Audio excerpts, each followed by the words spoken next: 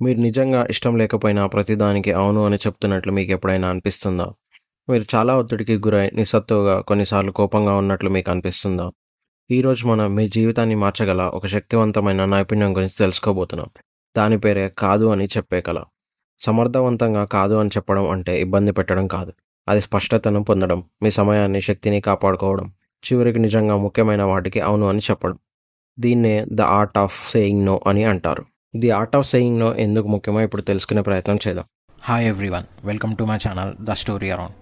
ముందుగా why saying yes can hurt you అంటే అవును అని చెప్పడం మీకు ఎందుకు హానికరమో తెలుసుకుందాం.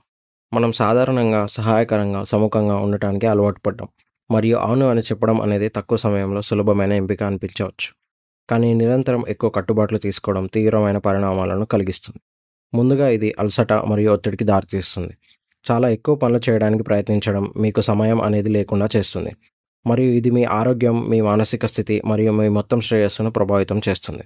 రెండవది, ప్రతిదానికి అవును అని చెప్పడం వల్ల మీ ఫోకస్ని మీరు కోల్పోతారు.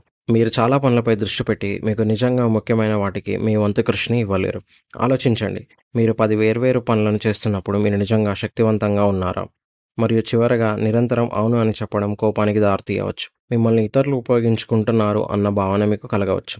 తద్వారా మీరు మొదట అంగీకరించిన వ్యక్తులు మరియు కట్టుబాట్ల పట్ల ప్రతికూల భావనలు ఏర్పడే అవకాశం ఉంది. The power of saying no, కాదు అని చెప్పే శక్తి.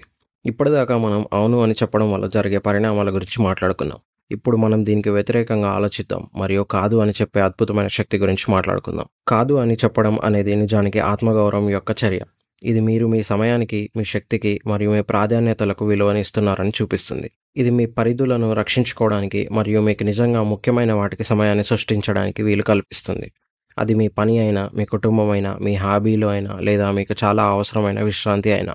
మీ లక్ష్యాలు లేదా విలువలకు సరిపోని వాటికి మీరు కాదు అని చెప్పినప్పుడు మీరు నిజంగా మీ గురించి మరియు మీ ప్రాధాన్యతలకు అవును అని చెబుతున్నారని గుర్తుంచుకోండి. ఈ స్పష్టత మీ శక్తిని మీకు అత్యంత ముఖ్యమైన రంగాలలో దృష్టిని పెట్టడానికి మరియు గొప్ప ఫలితాలను సాధించడానికి వీలు కల్పిస్తుంది.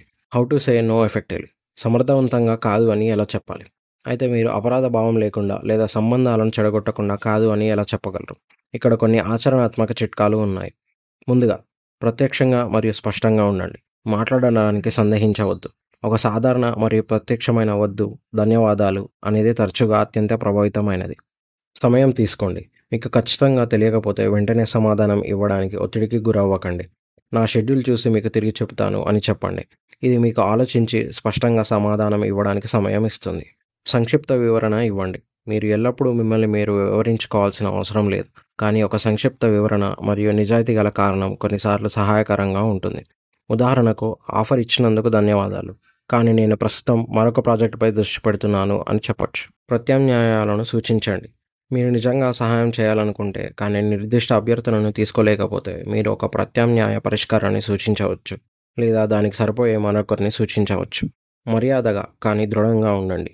మీరు కాదు అని స్పష్టంగా చెప్తున్నప్పటికీ మీరు దయగా మరియు గౌరవంగా ఉండవచ్చు. గుర్తుంచుకోండి, మీకు కాదు అని చెప్పే హక్కు ఉంది. అభ్యాసంతో పరిపూర్ణత వస్తుంది. మొదట కాదు అని చెప్పడం అసౌకర్యంగా అనిపించవచ్చు, కానీ మీరు ఎంత ఎక్కువగా చేస్తే అది అంత సులభంగా మారుతుంది. చిన్న అభ్యర్థనలతో ప్రారంభించి నెమ్మదిగా ముందుకు సాగండి. కన్క్లూజన్, ముగింపు. అంటే చివరగా, కాదు అని చెప్పడం నేర్చుకోవడం అనేది స్పష్టతను పొందడానికి, ఒత్తిడిని తగ్గించుకోవడానికి మరియు మరింత ఉద్దేశపూర్వక జీవితాన్ని గడపడానికి ఒక ముఖ్యమైన నైపుణ్యం. ఇది స్వార్థం గురించి కాదు, ఇది మీ పరిమితులను అర్థం చేసుకోవడం మరియు నిజంగా ముఖ్యమైన వాటికి ప్రాధాన్యత ఇవ్వడం గురించి. ఆరోగ్యకరమైన పరిధులను ఏర్పాటు చేసుకోవడం మరియు అవసరమైనప్పుడు కాదు అని చెప్పడం ద్వారా మీ ఆనందాన్ని ఇచ్చే మరియు మీ లక్ష్యాలను సాధించడానికి సహాయపడే వాటికి సమయాన్ని సృష్టిస్తారు. ఈ వీడియో మీకు హెల్ప్ఫుల్గా అనిపిస్తే దయచేసి లైక్ చేయండి, కమెంట్ అండ్ షేర్ చేయండి. ఇలాంటి మరిన్ని యూస్ఫుల్ కంటెంట్ కోసం సబ్స్క్రైబ్ చేయండి. Thanks for watching.